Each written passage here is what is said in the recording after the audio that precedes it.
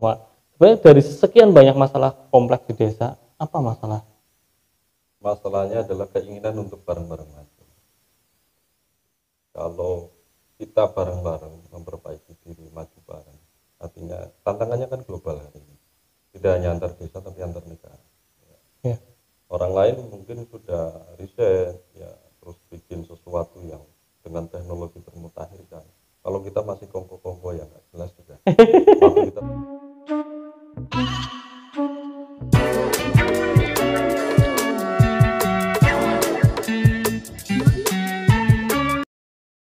Oke, assalamualaikum warahmatullahi wabarakatuh. Selamat malam. Kita ketemu lagi dengan aku Bangkit. Kita speak sana speak sini ya, kayak mantan kalem. Soalnya nang desa ngorong-ngorong bukan tobai wong. Malam ini, hari ini aku Bangkit lagi main ke sebuah desa yang sebelum masuk desa aja saya sudah merasa kedinginan. Mungkin kelamin mantan tipis. Di desa Ponjen, ya, kecamatan Karanganyar. Betul ya Karanganyar? betul. Nah, kita lagi ngobrol sama yang punya desa ngode. Pak Kades, Pak Kepala Desa Ponjen, sing umahnya paling pojok minggir dewek. Angel banget umahnya atau Apple wis minggir. Pak Ramiti. Romiti. Jadi Pak Romi siapa? Pak Romiti. Saya dikasih nama itu. Romiti ya. Beberapa ulasan di medsos mungkin atau di Google teman-teman bisa menemukan ada deskripsi di media itu Pak Romidi itu salah satu kades yang agak nyentrik di Purbalingga karena dolanannya keras banget ya, outdoor ya. Motor atau mobil Pak? Motor. Motor. Motocross ya? Trabas istilahnya, trabas. Terus kemudian dideskripsikan sebagai mantan anak orang jalan gitu ya, yang kemudian sekarang mengabdi ke desa. Ya Allah. Ya. Prosesnya gimana Pak? Bisa sampai ke fase Menjadi seperti kades sing mikirnya jalan dolan kan, trabas ngana tiba-tiba harus menjadi bapaknya masyarakat. Betul. Ya, jadi gini. Awal itu memang saya sering terlibat di desa, termasuk ya apa yang saya bisa, memang saya bukan sih bersumbang sih ya, artinya ikut aja lah ngalir. Barangkali itu dikatakan sumbang sih ya, mungkin kemungkinan kalau saya sih merasa enggak, ya biasa aja lah, natural. Saya kepengen nah itu sehingga intent juga terhadap masyarakat. Terus juga ya kalau kita orang desa, walaupun sebackground apapun, tidak punya apapun, apa kita dilarang untuk ikut berkontribusi ke desa. Terus terjadilah kemarin kontestasi pilkades, saya, teman-teman semuanya itu sering diskusi aja. Terus akhirnya ya kalau memang bisa ya mencobalah itu, karena memang fase untuk menjadi kades itu harus melalui pilkades. Ya. Nah, alhamdulillah ya mungkin juga memang sudah ditakdirkan seperti itu, saya ikut. Terus suasananya juga baik, terus saudara semuanya. Memang kemarin kita walaupun tidak di branding topik ya Mas, ya, kita pilkades yang damai, yang semedulur. Akhirnya sudah, alhamdulillah saya jadi. Sudah itu juga kita semuanya membawa komunikasi, artinya sudah begitu sudah selesai kita maaf-maafan. Terus sudah barangkali ada yang salah, tentu saya yang banyak salah Mas, saya tidak, hanya saya komunikasi. Ya mungkin prosesnya seperti itu sih, hanya saya jadi kepala desa. Dan ini Pak Romidi itu sembedugal apa sampai image saya bacanya di videonya Tribun ya, karena gitu, Tribun ya. main ke sini terus image-nya sebagai anak jalanan ya, orang jalanan ya. Gitu. Iya. Waduh, saya dari cerita masa lalu ya. Senakal apa jadi senakal apa? Saya pernah gini, jadi pada saat tahun 90-an itu saya jarang pulang Mas. Saya jarang pulang kalau main di luar. Usia berapa berarti Pak? Saya usia ya sekitar 18, 19, 20 gitu. Sudah 17 ke sana lah. Saya sudah main tidak di rumah. Itu main saya sampai ke Surabaya, Jakarta, kemanapun sesuka hati ya, karena memang ada beban. Tapi yang kebanyakan itu sekaligus kuliah di alam terbuka. Tidak, memang kebanyakan saya di jalan. Jadi ketika saya harus makan juga harus nyari dulu di jalan kan, seperti itu. Itu saya fase itu saya alami. anak jalanan beneran? Apa Ya. mun keluntang lantung maksudnya? Enggak sih, cuma enggak. Jadi saya harus mencoba memahami apa sih realita hidup, terus bagaimana ketika belajar eksis, belajar survive, karena ya gitu, dengan tidak membawa apapun, itu lebih ke situ. Tapi saya juga di hati saya, apakah saya selama ini selamanya akan seperti ini, kan enggak. Nah, kita menjalin komunikasi dengan karena dulu saya juga tidak sempat kuliah ya, artinya saya belajar lah orang-orang yang lebih. Kalau di jalan itu kan bisa bertemu dengan siapa saja, Oke. ya dari latar belakang yang macam-macam. Tapi bukan anak pang Oh, sing gini. image gitu Nah, ya ya, kan? ini memang ya harus dipertegas ya, artinya antara punkers dengan anak jalanan ini, Mas. Iya. Itu memang seharusnya ada sekat. Kan Oke. seperti itu ya. Anak jalanan yang bergaya punk, Oke. nah kan seperti itu. Heeh. Kalau dulu saya senang teman-teman saya para punkers itu banyak sekali dia melahirkan satu kreativitas yang luar biasa. Kan Oke. seperti itu. Anak pang ideologis ya, Ya, bukan gaya-gayaan ya. bukan gaya-gayaan, dia rekaman bikin event ya, dia juga ada yang pengusaha, kan Iya, seperti itu ya. Jadi memang pure di pang itu nafas mereka adalah sesuatu yang pengen disampaikan ya, menyampaikan kritik sosial ya kan, lewat panggung, lewat mereka bikin karya album, kan seperti itu loh. Kalau anak jalanan saya no comment ya, saya nggak tahu. Berarti Pak Romedi bukan yang anak jalanan di lampu merah itu bukan, Ya, bukan. tapi kalau ngamen saya juga pernah, Mas. Oh, ngamen. Ya, ngamen saya juga pernah di Blok M dulu, saya pernah. Waktu itu masih belum, Blok M itu belum seperti ini. Saya juga pernah kan. Mesti kalau di jalanan itu memang harus semuanya dilalui kan. Seperti apa sih rasanya? Rasanya apa, Pak? Rasanya asik juga ya. Cuma ya kalaulah memang bisa mengulang ya, jalanan buat pelajaran aja. Jangan buat kehidupan. Gimana itu, Mas? Ya, artinya gini. Saya di jalan, saya bertemu dengan ribuan karakter orang ya untuk pelajaran, sebagai pelajaran hidup. Tapi kalau saya harus hidup di jalan, kan keras. Iya. Kan kayak gitu. Jadi di jalan itu semuanya bisa terjadi. Apa yang ditemukan dari proses hidup di jalanan? Oh iya. Prosesnya lebih begini. Saya kalau hari ini ditempatkan dimanapun, untuk mencari hidup mungkin bisa.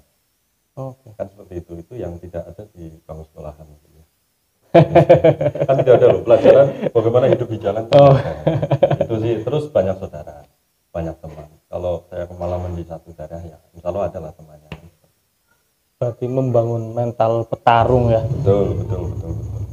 Ya karena semuanya butuh nyali juga. Seperti itu. Terus apa yang menjadikan kembalinya ke jalur yang bukan kayak gitu? Oh gitu ya. Ya ini kalau saya kembali ke jalur yang benar. Berarti Ya, dulu belum salah, tentu, ya. belum tentu ya gitu, Pak. Iya, Pak, belum Betul, tentu ya gitu kan. betul. Jadi gak sih. Jadi kalau di jalanan itu ya tadi lah. Pastinya anak muda kan mungkin butuh kebebasan. Oh, pencarian identitas gitu. Ya mungkin ada yang menurut terapis psikolog mungkin dikriteriakan seperti itu ya. Mencari jati diri. Tapi enggak sih. Jadi jalanan itu ya mengalir aja, terus mungkin kebebasannya dapat ya, terus persaudaraannya juga dimanapun hampir kita bisa berkomunikasi. Tiba-tiba apa yang bikin gitu. Ya. ke jalur yang ya orang dalanan lah gitu. Ya saya dari dulu mengalir aja. Ya itu tadi lah. Kalau kita di jalan seperti apapun atau di satu titik apapun, ketika titik itu memang dirasa tidak pas atau tidak bisa buat kehidupan, lalu kita menata diri, Mas. Sambil kita belajar kalau di jalan ya ilmu komunikasi yang baik dan benar seperti apa. Terus kedua, bagaimana sih cara mencari saudara? Kan bagaimana naik ke tahapan itu, masuk ke dunia usaha mungkin ya, kita perlu jaringan yang luas. Nah itu mungkin juga terbantu juga karena kita sudah bisa komunikasi, fight-nya mungkin berani ya. Terus kedua ya merangkul saudara itu akan lebih mudah karena kita memang biasa hidup dengan saudara di jalan. Pendekatannya itu lebih gampang Ya. ya. Ilmu apa ya, bagaimana mencari saudara itu kan agak susah juga, Mas. Kalau mencari musuh kita hari ini ya bikinlah satu ketikan di medsos yang mengundang pro kontra. Ya. Nah, sebagai kades terus kemudian nyalon kemarin. Masyarakat mempermasalahkan background itu kan gini, di desa itu kan agar ngecap bocah wis ora apik gitu ya. Itu kan nggak gampang ya. Itu mengambil hati lagi masyarakat, kemudian kepercayaan. Gimana? Ya tadi kalau bahasa punkers, punk is not crime. Iya kan. Anak jalanan juga belum tentu crime. Nah itu untuk membuktikan itu ya tadi, siapa kita, bagaimana saya, ya kan. Artinya ini loh, saudara-saudara harus tahu. Bukan saya juga pengen menampilkan, enggak. Ngalir aja mas, natural ya. Apa iya ada garansi HP yang dengan merek tertentu kita lihat dari jauh isinya sudah pasti mas. Casing ya, casing. Karena seperti itu. Tapi kalau harus meyakinkan dengan insidental itu nggak bisa. Jadi memang ya natural aja. Jadi kalau kita memang terbuka siapa kita, seperti apa saya. Nah kembali lagi, kalaulah itu saya mungkin dulu namanya manusia ya ada kesalahan. Ya Tuhan Maha Pengampun. Manusia juga apalagi kan seperti itu harus lebih ya. Iya kan jangan menghakimi. Artinya memang pada dasarnya ya meskipun ganu bocah nakal, urung tentu jadi bocah tua nakal ya. Tentu. Jadi hal baik itu sebetulnya setiap orang kepengen berbuat baik. Dengan kondisi tertentu mereka belum baik kan seperti itu. Jadi masa lalu itu kan sebagai pengalaman aja. Terus orang ketika orang nakal apapun tiba-tiba berangkat, kalau yang Islam itu haji ya, kalau yang mungkin non Muslim apa yang lebih ketika itu kan bisa berbagai kemungkinan. Dan sekarang jadi kades berapa tahun Pak? Saya jalan 2 tahun. 2 tahun. Apa sih tantangan kades di sebuah desa yang pinggir ya, agak pinggir, memang pinggir ya. Ngalor mana sih desa? Kecamatan Karangjambu. Karangjambu ya, sudah. Jauhan. Jadi memang ini posisinya itu kalau orang Purbalingga nyebutnya itu wilayah Sisik Naga ya, belah ngelor kanan. Jadi memang itu pinggir banget. Gimana? Kepriwe jadi rasanya kepala desa di sebuah desa yang ya pinggir, masalahnya pasti beda dengan masalah yang di kota. Ya, jadi kalau masalah itu saya jawab plusnya dulu. Ya, dengan masalahnya dulu ya. Kalau saya alhamdulillah di Pontian di gunung orangnya masih sembuh ya. Terus kedua rasa persaudaranya juga masih kental. Rasa membangun desanya juga masih luar biasa. Nah, mungkin di luar itu kalau yang punya kesibukan atau apa ya mungkin kurang intens nggak masalah. Seperti itu. Kalau masalahnya tadi, jadi kita mungkin secara ekonomi dulu. Ekonomi itu karena kita di ujung, memang untuk perputaran pasar pergerakan ekonominya kita agak kalah dengan yang di sana, di sentranya, dekat-dekat kota lah. Terus mungkin hari ini ada seperti ini ya. Desa kan diharapkan mandiri sebetulnya. Nah, di situ problemnya banyak. Ketika satu desa itu tidak satu pemikiran, bagaimana membangun desa ini bareng, itu juga akan jadi masalah. Nah, memang idealnya bareng-bareng sesuai kapasitas dan kemampuan mereka itu berkontribusi. Ada doanya, ya kan? Ada tenaganya, ada dana. Kalau mampu tiga-tiganya, kan seperti itu. Itu tantangan terberat ya, karena kita di pinggir mesti harus ekstra ya, berkompetisi dengan kompetitor yang lain. Siapa kompetitor? Kompetitornya ya tadi, kalau masyarakat kepengen menghendaki desanya maju. Nah, standarisasi maju itu kan seperti apa? Seperti itu. Kalau angka-angka kecil yang bisa kita selesaikan di desa, mestinya kita terbuka, yuk tangani bareng-bareng. Kan seperti itu. Untuk titik-titik yang berat itu baru kita bersinergi dengan dinas di atas atau pemerintah daerah atau pemerintah provinsi atau pemerintah pusat. Akhirnya memang ini ya, bisa dibilang kadar masalah di satu tempat berbeda dengan kadar masalah. Akhirnya solusinya berbeda-beda. Kemiskinan, Ponjet? Kalau kemiskinan di sini, nah ini standar kemiskinan. Iya, karena memang orang melihat desa itu dalam tanda kutip tempat berkumpulnya kemiskinan.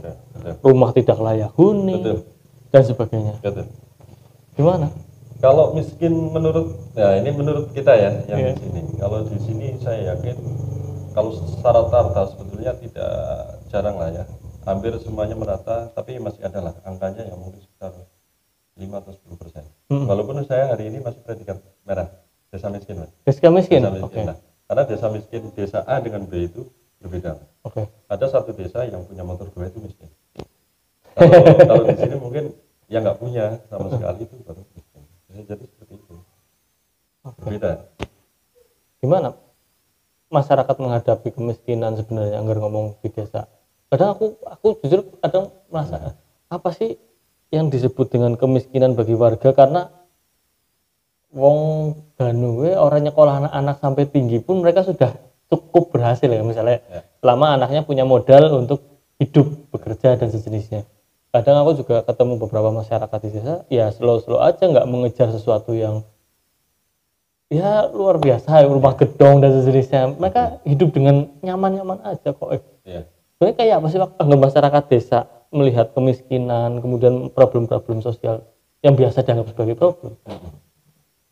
Kalau kemiskinan itu sebetulnya ketika masyarakat sudah tidak bisa memberi, itu miskin, Mas. Itu kalau secara filosofi kan seperti itu. Apa ya hari ini ditemukan orang betul-betul nggak makan kan? Kalau dulu mungkin miskin paparnya sampai dengan berapa? Memang secara peraturan juga ketika orang dikatakan miskin itu memenuhi beberapa kriteria.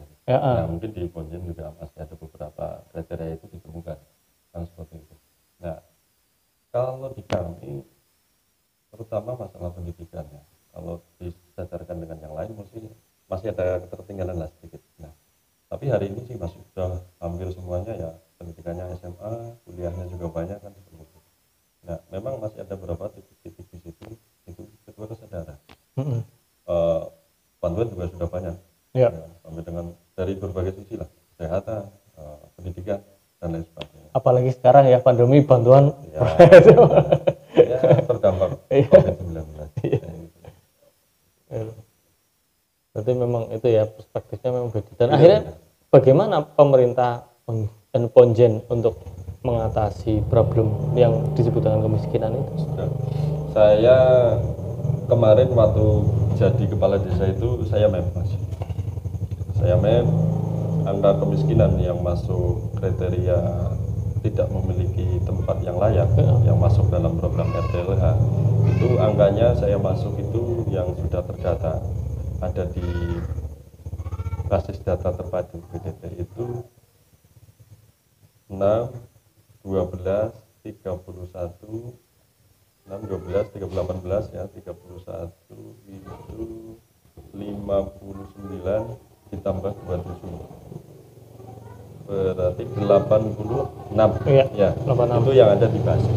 Yang tidak terdata di BDT itu saya ada 22. Nah, tahun pertama kemarin saya baru bisa itu 8 sama sumber yang lain 10.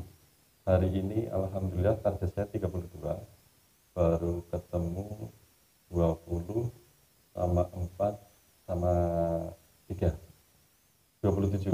Ya, dengan target 32 saya alhamdulillah 27 tertangani. 27 yang sudah tertangani ditambah kemarin berarti 8 sama sumber yang lain itu 2. Itu berarti saya bisa sudah mulai mipil ya, bahasa saya mipil itu 27 ditambah ya 8 lah kalau yang betul. Diperbaiki rumahnya. Sudah ya insya Allah layak lah. Dari dana desa? Dari dana desa untuk tahun ini 4. Oh lumayan ya. Iyalah 4 tambah terus ya. Mudah-mudahan nanti kita bersinergi ya, karena terhalang kemarin yang ada yang terhalang karena memang situasinya COVID ya, mungkin anggarannya dialihkan untuk penanganan COVID mungkin di tahun depan ya. Kemiskinan kemudian pastinya ngangkat takut soal pengangguran kan, karena memang itu sambungan sing orang mungkin orang gitu ya. Gimana kondisi pengangguran? Pengangguran masih lumayan tinggi, atau pekerja serabutan itu semi pengangguran saya juga masih banyak Cuma alhamdulillah beberapa orang di sini fighternya tinggi mas. Iya. Fighternya tinggi, mereka berkreasi, ada yang dagang keliling sampai keluar kota itu 3 hari 4 hari baru pulang. Ada yang jualan kasur, ada jualan bantal, merantau juga. Terus ada juga mungkin yang memang betul-betul kepengen bekerja cuma tidak ada lapangan kerja. Itu kadang merantau. Nah ini masih saya merasa gagal, masih belum maksimal dalam mengupayakan itu. 1 tahun saya menjabat, baru adaptasi terus ada corona. Kemarin saya agendakan pelatihan, ada beberapa pelatihan. Ada beberapa pelatihan, akhirnya refokusir. Anggarannya memang terpakai untuk penanganan COVID. Itu seperti itu. Ya kemarin saya latih bengkel, pelatihan potensi desa, kopi sudah saya anggarkan di 2 pelatihan itu. Nah alhamdulillah kemarin dari perempuan saya dapat bantuan salon sama batik. Sama batik. So, ya mungkin ke depan bisa lah untuk mereka menaikkan skillnya. Ya. Berarti dorongannya adalah mendorong peningkatan skill. Peningkatan skill aja. Terus ada lagi mas, kalau di desa memang hampir peserta pelatihan itu tanpa syarat. Syaratnya mau. Oh ya, jadi kita pernah diskusi sekilas ya tentang bagaimana sulitnya mengakses program pemerintah pelatihan ya. Bukan pada aspek tidak difasilitasi, tapi memang lebih ke prasyarat. Lah ini kemudian ada yang menarik bahwa syaratnya cuma mau. Lah kita lihat kayak apa sebenarnya. Ya, kalau saya ada pelatihan itu, satu jelas warga saya, juga seluas-luasnya. Kalaupun kuotanya terhitung, contoh saya pesertanya 50 atau 40 ya. Ada yang mau lebih dari 40 silakan. Karena pelatihan di desa itu kan berbasis swakelola mas. Ya, jadi ya harus ada swadayanya boleh kan seperti itu. Nah, pelatihan itu dananya itu untuk paling tidak untuk narasumber sama equipment atau prasarana lain yang memang harus dibeli. Tapi yang lain ya siapapun yang mau silakan. Mau tatoan boleh, mau tindikan juga boleh, mau ya orang seperti apapun selagi warga saya. Karena problemnya kadang-kadang kan mereka yang perlu dilatih mas. Ya kalau orang sudah parlente rapi pengetahuannya luas, ya mereka ngapain ya? Belajar itu dengan sendirinya sudah bisa. Sudah punya fasilitas lebih dan akses itu kan. Jadi nggak ada syarat misalnya SMA, SMP, pendidikan hampir nggak ada. Syaratnya mau mas. Mau kalau sudah pelatihan ya dipakailah. Karena gitu sayang. Oh ya memang luar biasa ya. Ya, kalau di tempat lain mungkin bisa seperti itu ya dengan rekomendasi ya mungkin kalau boleh kepala desa perlu jaminan, saya boleh menjamin ya bahwa itu betul-betul warga saya. Kalau terjadi sesuatu saya lah yang harus dipegang, nggak masalah. Karena itu yang penting warga saya dengan usia mereka produktif, usia kerja itu ya jangan sempat memang tidak punya skill, akhirnya ada peluang kerja itu lewat begitu saja. Sehingga seperti itu. Kenapa Pak Kades film bemperi warga? Maksudnya, warga nyong kayak kudu ngarep Ya. Kan nggak banyak ya leader yang model-model hampir gitu. semuanya seperti itu mas. Manis banget kalau ngomong ya. Nggak, hampir semuanya seperti itu. Kenapa Pak? Ya, gini, harus kayak gitu gitu. Ya. Sudah menjadi tugas saya. Terus kedua sumpah saya juga. Ketiga ya ngapain saya jadi kepala desa? Ya kalau memang semaksimal mungkin harus diupayakan. Kalau toh tidak berhasil enggak, tapi dalam rangka upaya mendorong masyarakat ya, bagaimana ikut tadi ikut menjalankan program pemerintah dalam rangka pengentasan kemiskinan. Kemiskinan itu diciptakan karena orang tidak kerja. Orang tidak kerja itu karena memang ada pekerjaan saya tidak bisa. Ya terus mau latihan di mana? Ya lalu mereka juga tidak sekolah. Nah karena jelas sekali di undang-undang pun ya setiap warga negara kan tidak setiap yang berijazah SMA. Jadi saya kepengennya ya dengan berbagai latar belakang, kalau itu problemnya mari kita bareng-bareng. Nah terus kalau ada pelatihan ya sudah. Nah takutnya di sana terjadi sesuatu yang tidak diinginkan, ya saya lah garansi. Nah saya merekomendasi itu kan tentu dengan berbagai pertimbangan kan seperti itu. Jadi orang asal digaransi kalau buat saya mau ya percuma juga ya. Oh iya ya. Nah itu mas, sekalipun itu ditawarkan pun kadang-kadang belum minat, karena minat itu juga yang paling mahal juga. Minat untuk menaikkan diri, meningkatkan kapasitas itu juga mahal juga. Nah sebenarnya kalau ngomong pemuda kemudian pengangguran, sebenarnya yang mereka inginkan apa sih anggar nang desa misalnya? Ya, Konjen. di Ponjen begini. Jadi saya juga mengalami komunikasi apa ya, artinya kurang bisa mengakses anak mudanya. Kadang-kala kita fasilitasi, contoh begini.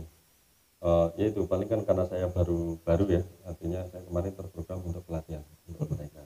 Ya mungkin merasa itu ya, pakai apa gimana? Malah ngajar juga ya Pak ya? Wah kalau ngajar itu, Sinung video kan? ya Iya. itu sampingan. Nah itu ya itulah artinya kalau saya ada sedikit ya pasti saya kasih. Terus yang anak-anak muda ini sebenarnya saya membuka diri mas. Disampaikan lah ini Pak Kades saya kepengen seperti ini, saya lebih senang mas.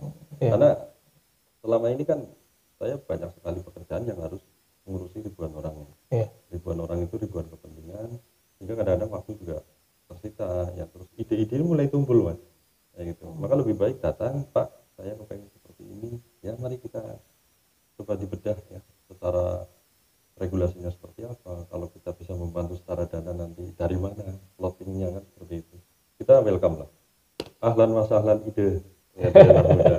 Karena sudah merasa tumpul juga ya mas. Rutinitas itu akhirnya pemikirannya cuma di situ. Ya, Gitu. betul, tadi itu mulai tumpul, jadi ide-ide cemerlang itu saya harapkan lahir dari masyarakat. So ini sudah berjalan model-model ya masyarakat model urun, PD sharing dengan desa dan sejenisnya. Kadang kan minder Pak. Ya problemnya orang desa kan pekewu-pekewunya itu ya. Jadi memang masih ada sih seperti itu, tapi kalau secara kontribusi mereka semua berkontribusi. Ya, miskinan, pengangguran, ekonomi itu memang problem utamanya ya, di sana. betul. Ya itu tadi lah, kalau sekarang kan kita kalau mau menggagas sesuatu juga nanti ada pungli ya kan? Saya kena pungli nanti. Sebetulnya membangun itu juga seperti itu. Tapi banyak mas di sini yang diprakarsai masyarakat murni dan dibiayai masyarakat murni banyak sekali. Cuma itu low expose ya. Artinya tidak semuanya kan harus diekspos kan seperti itu. Banyak lah. Kalau di Ponjen sendiri masih masalah pertanian ya. Tadi problem anak-anak muda yang mungkin unskill ya. Iya. Terus kedua ya yang sudah sekolah tinggi juga masih banyak yang mungkin belum masuk dunia kerja ya, karena tadi mungkin peluang-peluang kerja itu ya informasinya kurang didapatkan karena kita memang agak jauh juga dari kota sih. Iya. Semakin jauh dari kota, apakah itu jadi problem berkomunikasi dengan pemerintah, misalnya kabupaten? Enggak. Kalau hari ini sudah update ya, jadi kita kepengen terjadi kejadian apa dikirim langsung ke sana itu sudah langsung respon. Langsung respon. Saya beberapa kali termasuk longsor kemarin ada yang langsung respon. Mantap ya. Ya nggak ada masalah sih kalau Komunikasi udah lancar. Ya. Tinggal desa bagaimana aktifnya terus. Cuma saya bukan Superman, jadi memang harus dibantu ya menjadi super tim ya. Kalau Superman sih mungkin ya bisa aja. Memang harus super tim. Saya harus bantu berbagai elemen masyarakat. Tapi Superman itu kemudian mendorong lahirnya Justice League. Sing kuat ya. Ya. Ya memang itu pertanyaan kalau kita lagi pelatihan membangun teamwork itu mau jadi Superman apa jadi super team? Ya. Jawabannya adalah super team. Aku jawabannya Superman. Tapi nggak bisa kalau di kepala desa nggak bisa. Memang harus merangkul ya, bersatu padu saja belum tentu ini mas, apalagi tercerai-berai. Ya kuncinya tadi silaturahmi, komunikasi bareng-bareng. Kalau melakukan hal baik walaupun bareng kan nggak masalah. Karena itu Sing paling angel urip dadi kades ini apa? hampir nggak ada mas. Enjoy. Hampir nggak ada ya. Jangan sukanya aja lah. Dukanya jangan. Dukanya jangan. Jangan. Tapi benar nggak sih misalnya kursi kekuasaan itu dekat dengan koruptif? Oh gitu. Sikap-sikap gitu. Waduh ini juga susah sekali ya. Sebetulnya itu karena satu brand image saja lah. Jadi kalau penguasa ya koruptif kan seperti itu. Nah ini yang nyuruh berpikir seperti itu siapa kan ya? Enggak lah mas. Jadi kita hari ini kan sudah begitu ketat ya, artinya beberapa fase ketika mengelola keuangan dan lain sebagainya, keterbukaan kuncinya. Kalau kita kasih tahu ini loh yang mau dibangun, ini loh seperti ini, kita akan bareng-bareng kayak gitu ya, keterbukaan ya penting juga. Karena kan ini praduga ya, kadang-kala orang kalau penguasa ya cenderung seperti ini kan seperti ya, apalagi desa Mas dengan uang yang hari ini miliaran. Iya itu. Miliaran sekali ya gitu. Sekarang ngobrol desa, oh, desa itu punya uang yang sangat banyak. Betul. Tapi dengan rentetan peraturan ya sangat ketat, pengawasannya juga sangat ketat. Seketat apa Pak sebenarnya? Ketat sekali pemeriksaannya juga ya, terus dari masyarakat juga faktor pengawasan langsung ini kan. Masyarakat lebih kritis sebetulnya, lebih tahu, juga lebih dekat, bisa langsung tanya. Dan harus dijawab. Ya harus dijawab, karena toh itu uang mereka. Uang mereka sah-sah saja. Iya. Dan tantangan desa sekarang ini sebenarnya lebih kemana Pak dengan kompleksitas permasalahan? Kita belum ngobrol soal pertanian ya tadi. Betul. Apalagi sekarang juga ada mendorong pertumbuhan dengan pariwisata dan sedikit itu banyak Pak. Sebenarnya dari sekian banyak masalah kompleks di desa, apa masalah? Masalahnya adalah keinginan untuk bareng-bareng maju. Kalau kita bareng-bareng memperbaiki diri, maju bareng, artinya tantangannya kan global hari ini. Tidak hanya antar desa tapi antar negara. Ya. Orang lain mungkin sudah riset ya, terus bikin sesuatu yang dengan teknologi termutakhir kan. Kalau kita masih kongko-kongko yang nggak jelas juga, waktu kita terbuang. Oh iya. Dan pertarungan persaingan itu pasti ketemu. Kayak gitu. Itu sih lebih bagaimana desa dari semua lini, dari semua usia itu disiapkan untuk memang bersaing. Kan seperti itu. Sebetulnya itu kalau memang sudah saya semuanya bersinergi dengan pihak-pihak lain yang berkompeten menangani itu ya. Contoh tadi di dunia pelatihan, di dunia ibu-ibunya, di dunia sektor rumah tangganya, ya, di petaninya, ininya. Kalau itu terus ada lagi. Kalau rasa kepengen membangun desanya ada, maka orang tidak akan berharap saya dari pemerintah diberi apa seperti itu. Tapi saya ke desa ini akan memberi apa. Kalau di setiap desa nanti tercipta satu masyarakat seperti itu, maka ya Indonesia insya Allah karena semuanya warganya pengen membangun. Jadi semangatnya katanya jangan tanyakan apa yang sudah negara berikan padamu. Mungkin lebih bahasanya Mas Bangkit seperti itu. Bukan bahasanya mau Amerika. Jadi tantangannya justru di dirinya sendiri ya. Bareng-bareng. SDM mau tumbuh atau tidak? Ya. Karena beberapa kegiatan yang mengarah ke arah pengentasan kemiskinan juga kadang-kadang mandek. Ya. Mandeknya mungkin apakah menjalankannya memang tidak bisa. Apa sih yang belum dikeluarkan? Karena itu bantuan sektor pertanian juga banyak. Ya. Terus bantuan pendidikan juga ada. Nah itu kan dalam rangka bagaimana masalah-masalah yang ada di desa dan tersebar di seluruh Indonesia, desa-desa itu nanti mulai tertangani kan, diharapkan desa bisa maju. Dan itu harusnya sebagai stimulan ya. Stimulan. Tapi kadang ada aja yang menganggap gue pendapatan. Nah, membedakan antara stimulan dengan pendapatan. Iya. Ya memang susah itu ya. Memang masyarakat itu kan banyak banget jenisnya ya, pola pikirnya dari jenis. Tapi di desa saya juga jiwa fighternya kuat. Alhamdulillah ya mereka bisa lah standar ya orang desa, standar orang desa. Perekonomian mereka juga ya sedikit demi sedikit sudah mulai banyak sekali yang tidak pernah artinya memikirkan mau dibantu apa enggak, ini dia tidak pikirkan sama sekali, tapi bagaimana mereka menghidupi keluarganya itu sudah mulai terbangun luar biasa. Okay.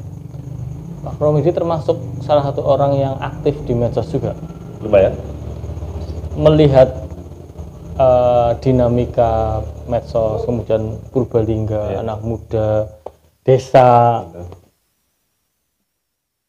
Pak Kades melihat Purbalingga kita itu kayak Purbalingga ini sesuatu daerah yang memang patut kita pikir bareng-bareng bersama ya. Artinya kita majukan bersama tadi. Purbalingga indah. Purbalingga kangen ini. Iya. Gue kampanye iklan wisatanya Ponjen ya. Iya. Kayak apa, Pak? Ini dari sudut mana dulu nih? Iya, sebagai warga yang kemudian mewakili warga desa yang kemudian punya akses ke kabupaten bahkan pusat, pasti kan punya view yang ya meskipun subjektif itu menarik gitu pasti. Ya. Oh gitu ya. Ya. Ya selama ini semuanya pada berjalan memang profesional ya, artinya ya kita dari desa juga tidak ada bedakan, semua kepentingan kita kalau memang bisa secara normatifnya itu kita mereka semuanya juga seperti itu sih. Jadi hampir hampir ya kalau saya sendiri belum tentu ya berhasil mereka, jadi ya, ya sudah kayak gitu. Oh iya gitu. Pertanyaan yang sulit itu Mas.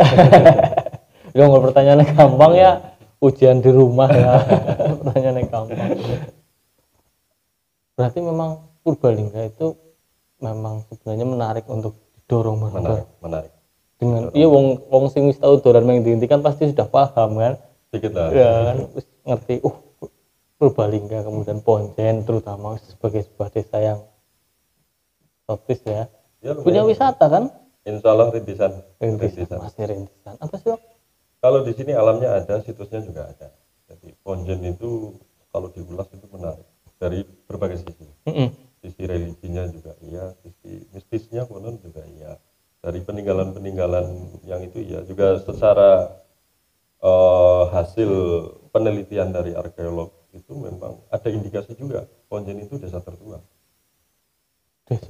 Di Purbalingga apa di Indonesia? Kalau di itunya malah di Asia.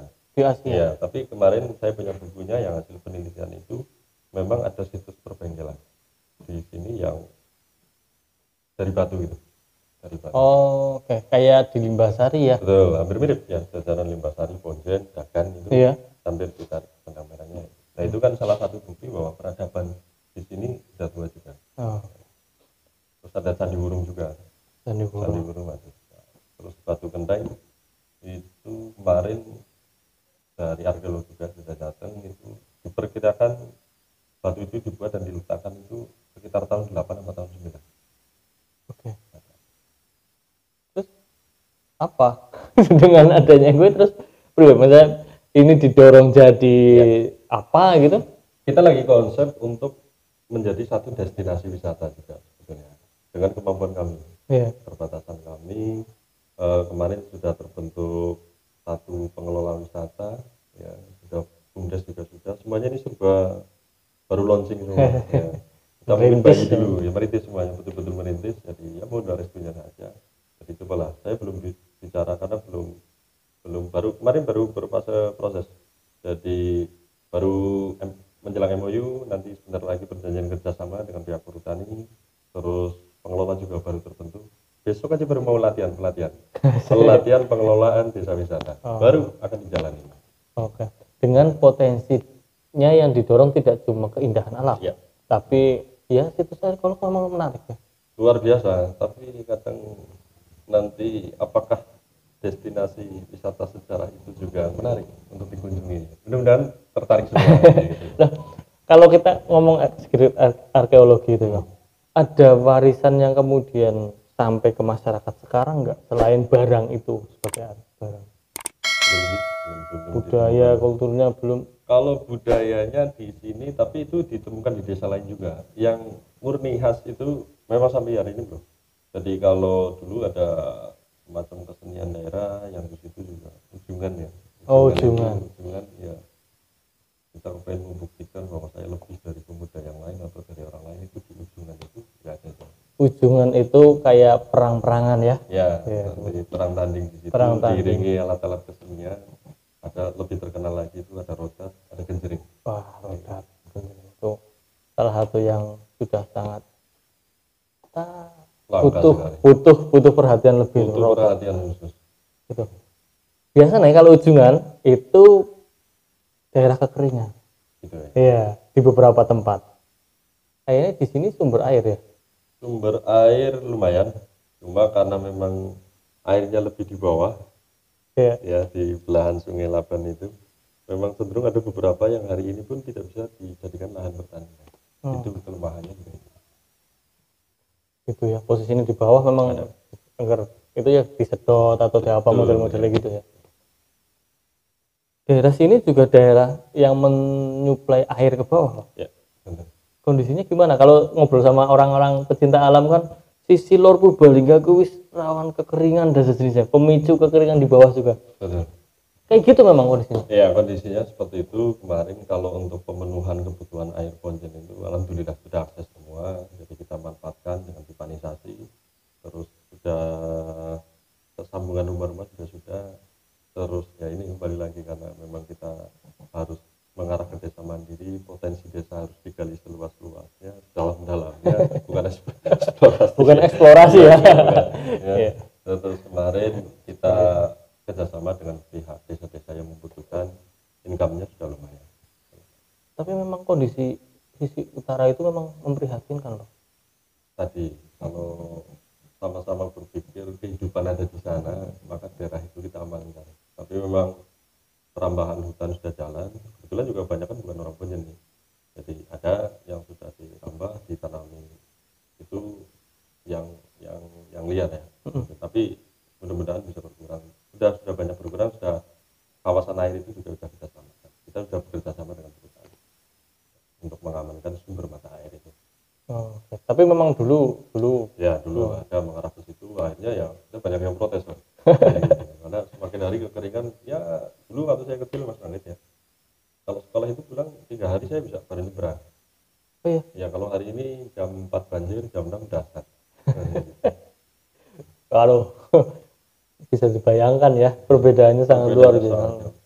Dan sekarang sudah mulai coba diatasi. Ya kita pelan-pelan lah mengedukasi masyarakat, kita bareng-bareng juga. Teman-teman banyak pecinta alam yang ada gerakan-gerakan tanam pohon, dari warganya juga sudah mulai bangkit. Karena memang mengalami sendiri. Iya. Kalau kering, ya alhamdulillah beberapa tahun ini ya jangan sampai ya kekeringan. Ya belum pernah dibantu air sih. Masih cukup. Jangan sampai itu memang bikin susah gitu Pak. Air itu. Luar biasa. BTW di desa ramai pilkada. Ya. Ramai siapa? Ramai siapa? Orang lain jawab. Ya ramai semuanya, gitu loh. Jadi pilkada ini kan satu hal yang tidak asing kan, pilihan legislatif, pilpres, pilkada biasa lah ya. Jadi Ponjen itu damai, adem, ayem, tentrem, tertera kayak gitu. Tentrem apa orang urusan?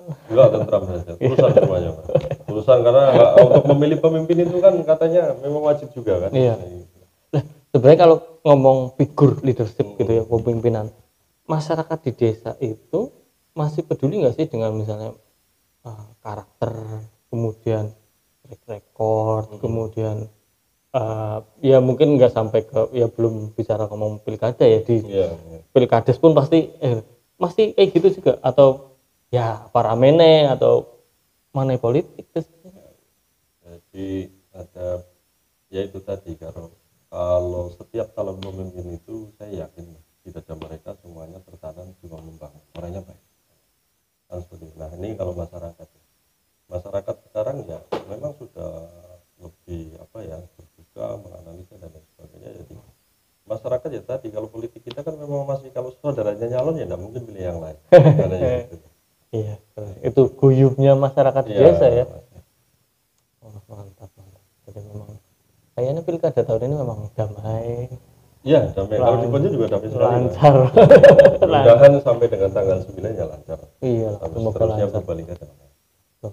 Karena memang tantangan desa, kemudian tantangan kabupaten itu memang luar biasa banget. Saya beberapa kali ngobrol dengan beberapa orang yang concern lah ya, ngomong masyarakat, pemberdayaan, memang semua mendorong ya kompleksitas masalah Purbalingga apapun itu orang mungkin digarap damai. Ya.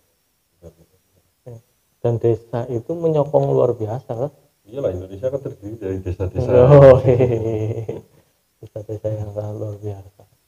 Oke, terima kasih Pak Romedi waktunya. Terima kasih jadi bisa ngobrol-ngobrol. Terima kasih sekali. Ada kapok-kapok ya. Jangan kapok. Tapi memang tuh banget. Siapapun yang mau main silakan lah. Kalau kerso ke gubuk saya ya welcome. Jadi bayangin ya gubuknya. Terima kasih Pak Romedi. Siap. Terima kasih Mas Bagel.